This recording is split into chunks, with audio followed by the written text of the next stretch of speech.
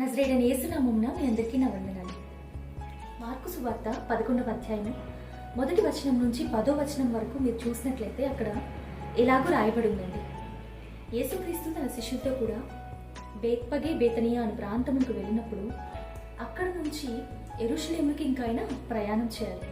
అప్పుడు ఆయన తన శిష్యులతో చెప్తాడు, మీకు ముందుగా ఉన్న గ్రామంలోనికి వెళ్ళండి, అక్కడ కట్టబడిన ఒక గాడిద పిల్లని మీరు కనుగొంటారు, దానిని విప్పి నా దగ్గరికి తోలుకుని రండి. అక్కడ ఉన్నవారు ఎవరైనా మిమ్మల్ని ఎందుకు దానిని విప్పుతున్నారు అని అడిగితే ఇది ప్రభువుకు కావలసి ఉన్నది అని చెప్పండి అని చెప్పి పంపిస్తాడు. శిష్యులు కూడా ప్రభు వారికి ఎలా ఆజ్ఞాపించాడో అలా చేసి ఆ గాడిదని యేసుక్రీస్తు దగ్గరికి తీసుకుని వస్తారండి. అప్పుడు యేసుక్రీస్తు ఆ గాడిద మీద ఎక్కి యెరూషలేముకు వెళ్తాడు.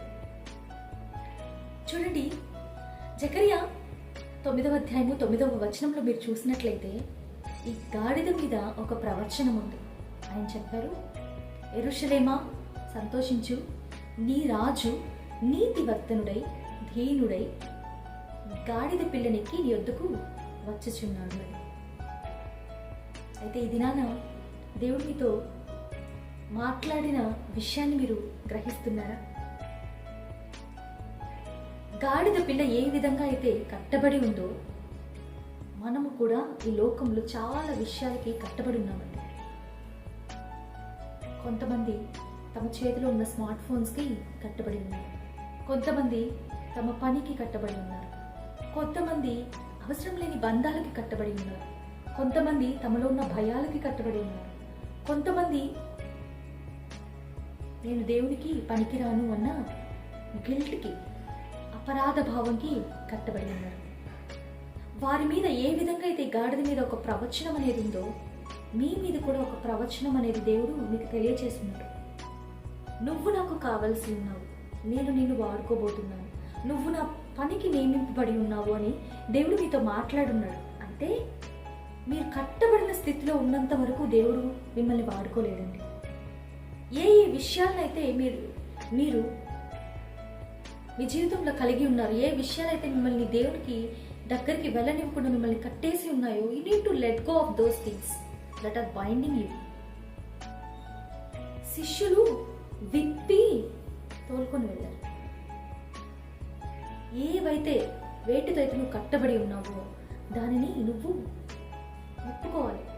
ఒకవేళ నీ వలన అవ్వకపోతే దేవుని యొక్క సహాయంను బట్టి ఖచ్చితంగా నువ్వు విప్పబడతావు. ముందు నీకు ఆశ కలగాలి, అప్పుడే నువ్వు దేవుని దగ్గరికి వెళ్ళబడతావు. క్లియర్గా దేవుడు చెప్పాడు, ప్రభువుకు కావలసి ఉన్నది,